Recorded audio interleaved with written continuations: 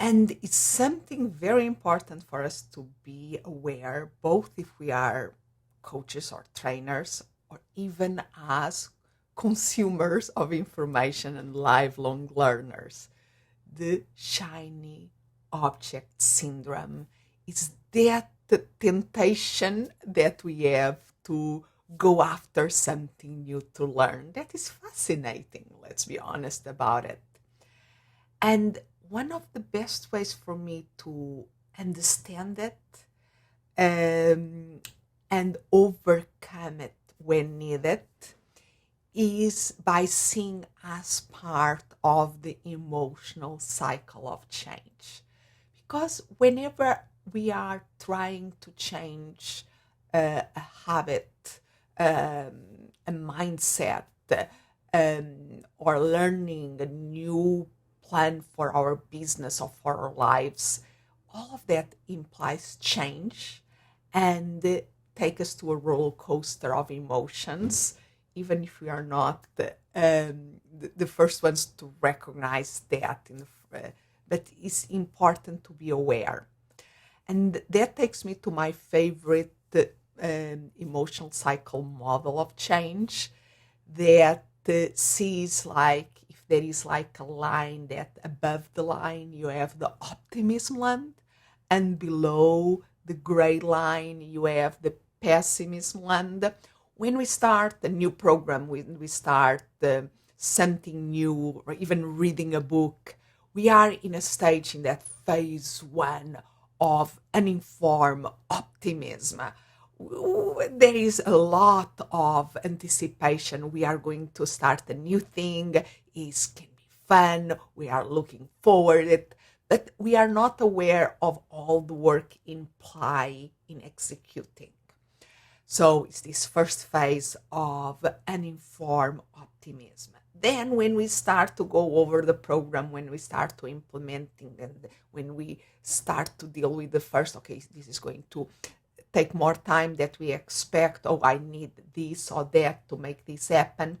Then we start to go down this road and we start to go into the pessimist land, and we are in phase two of inform pessimism.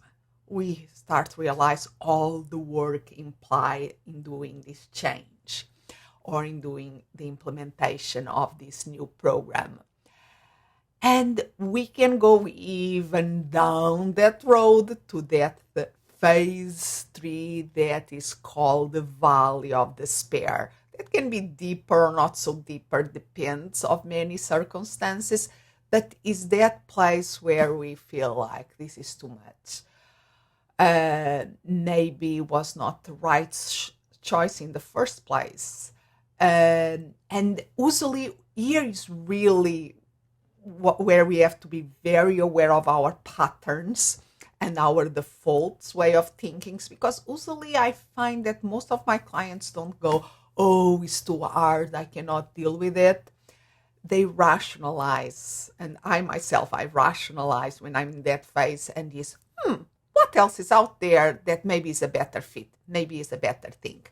And then we find something new, the shiny object, and there we go back to phase one of uninformed optimism. That is a great feeling. It's like starting something new. It's feeling that it's that fresh start. It's so nice. But the problem is that any good program, any good strategy that needs to be implemented, take us to, oh, there is more work. Oh, and we have to do this, and we have to do that. And there we go again to down that curve. And if we stop there in the Valley of Despair, and instead of moving forward, we keep, oh, what is the next shining object? That is when we start in that loop of 1, 2, 3, 1, 2, 3, 1, 2, 3, that really becomes a program. And this is a way that I said program instead of problem, and it's the way that we are programmed to react to it.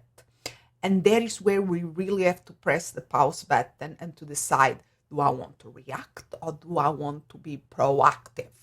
And if we decide to be proactive is, okay, now that I'm in phase three, and I see all I'm really feeling all the challenges and I'm seeing all the obstacles and I'm feeling temptation to go to that state of, oh, this is a new thing. Let's see what is the next step instead. Because I don't want to be locked in that loop. Let me see what is the next step that I can take here. Like pressing the pause button, taking the next step, asking for support, but taking that one step and then the other step and the other step, because then is when we push through the valley of despair and start to climb that hill again now, to enter again the optimism land. And now is this phase 4 of informed optimism. Yes, we are sweating. Yes, we are putting the time, but we are starting to see the results. We are starting to see things happen. And then that gives us motivation to keep going, to put one foot in front of the other, keep climbing that hill until we arrive to the top. That is that phase 5 of feeling of success and accomplish. That give us energy, that make us feel good, and we have something that we can check out.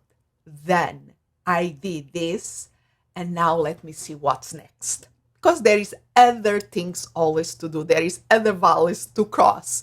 And if we keep moving forward, keeping pushing to the valley of despair, keep climbing that hill, we can progress in our lives and business in amazing ways and really accelerating this learning that we all do. And then, yes, it's looking around. What's the next thing, the next shining object that I want to do to serve my long-term goals? And I'm not locked in that loop. And this happens with individuals. This happens with organizations. We have to be able to stop that reactive loop, press the pause button, push through. And sometimes the clever thing that we can do is ask for support. That is so important, to have a coach or a trusted advisor that can help us through, or a group of peers. I'm a coach, and I always say a coach needs a coach. We need to be in a place that we can ask for help when we start to get in that kind of negative loops, to break through them and to keep moving forward. So I would love to hear your thoughts about this. I would love to know personally or in your work if you see this.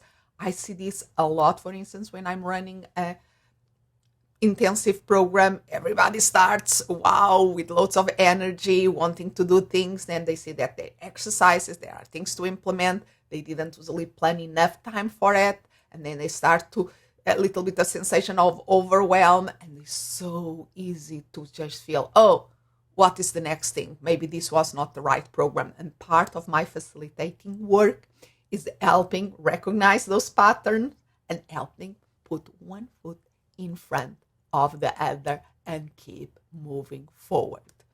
So love to listen to your comments about this.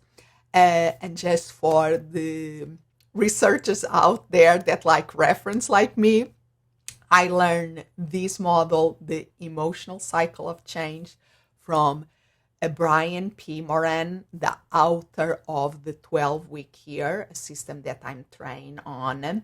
The